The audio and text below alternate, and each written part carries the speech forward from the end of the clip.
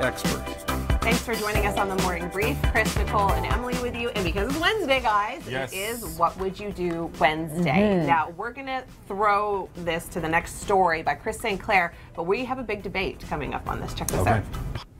Well, this one has elicited no shortage of responses online, and of course, I know, Emily, you've got your opinion on this. We all do, I think. Well, it's not my opinion necessarily, but I mean, I feel like there have been a lot of stories changing. Now, it wasn't that she wasn't taking a selfie. She didn't climb over the barrier. She leaned over the barrier. So, I mean, there are a lot of conflicting reports. She crossed the line. Yeah. Right? But she now she's like, apparently apologized to the zoo. But now she's kind of blaming the zoo by saying, well, you know, you've got these things in place, but people can still get too close. Much easier to point the finger at someone else than your own self, and I think she was clearly at fault. So would you do it, I guess, is our question. You know, have you put yourself at risk to take a selfie or any kind of photo? And I don't think people are being incredibly truthful. No. Okay. Well, a few people said, oh. Sorry. First time using the clicker? It must be. It came up last time. Did it? Yeah. Okay, here we go. Yeah. There we go. 96% said no. Yeah, no, it was there. Okay, let's go. Let's go to the responses? Let's go to the tweets. Sure. Jaguars, Lions, Tigers. I've taken selfies with all of them. Mitch, I want the proof. Yeah, I think where's there's the some photo? sarcasm there from Mitch's. You think so? I don't know. Like professionals, and they do it safely. They as do. Well. They I'll give them a pass for sure. Yeah. Well, I don't know. I mean, we would love to hear from you, but if you do send us a tweet of, yes, I have risked my life or in any way, shape, or form, send us the proof. We want to see it because the proof, it's in the pudding. Thanks for joining us. It is Wednesday, of course, so it is What Would You Do Wednesday. And unless you've been living under a rock, you have heard of this next story. The woman being attacked by the jaguar at the Arizona Zoo. Yep. Witness says that she actually jumped over the barrier to get closer to the enclosure, but she is now saying that she leaned over the barrier to get a better photo. She's blaming the zoo now. Kind of, and she's saying that the barrier or the fence needs to be further away from the barrier. So now she's saying, well, if it was further away, then I wouldn't have got hurt and blah, blah, blah. So, I mean, you can form your own opinion on that. All right. Well, there's other examples where people have you know, done something dangerous to get the perfect shot. Coast Guard had to rescue her. Yeah, but the guide said it's okay to do it. That was my understanding of that story. So it's not like I think it was a full sheet of ice and then it separated. It did. Some waves came in. Yeah. I wonder if they can sue the guide. Okay, next video. This one, I can't even fathom the stupidity of this video. No offense, buddy, but really, you want to get that close to bears while they're look, he's eating? holding up his camera. One more. All right, next video.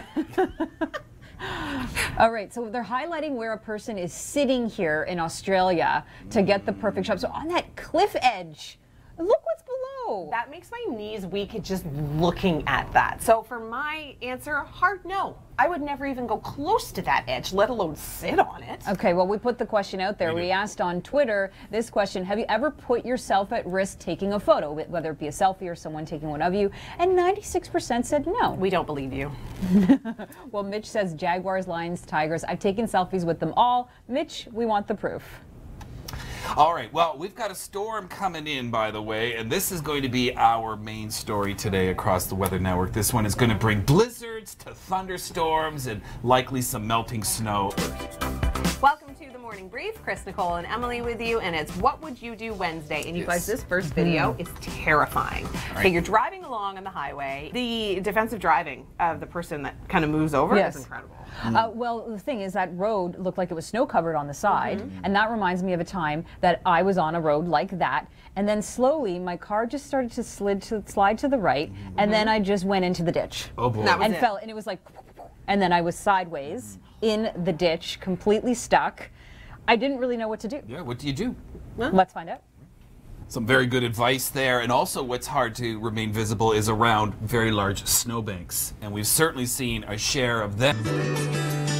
Today in Ontario, we're seeing moisture move in, and that's brought us some freezing rain around Sudbury, Timmins. So the Nickel Belt, freezing rain, as well as some light snow today, 2 to 5 centimeters, and rain in the Greater Toronto area this afternoon. But a bigger push of a system comes in tonight for northwestern Ontario. Dryden over towards Armstrong, blowing snow begins, and then it picks up through Thursday. And Thursday, here's the story of rain, which begins in the evening for southern Ontario and spreads north through the evening into Friday. Get ready for rain, a chance of thunderstorms as well throughout parts of Ontario heading into Thursday. While today sees a little bit of moisture, through Thursday evening, the wind, the rain starts to pick up around Windsor, London, Toronto as well. It extends all the way north into areas around Geraldton. And there's also going to be snow mixed in with this too. It starts really this evening around southern Manitoba. Winnipeg only 5 centimeters, but go to Kenora, Dryden, over towards Armstrong, and a heavy amount of snow through Thursday into Friday with very strong winds.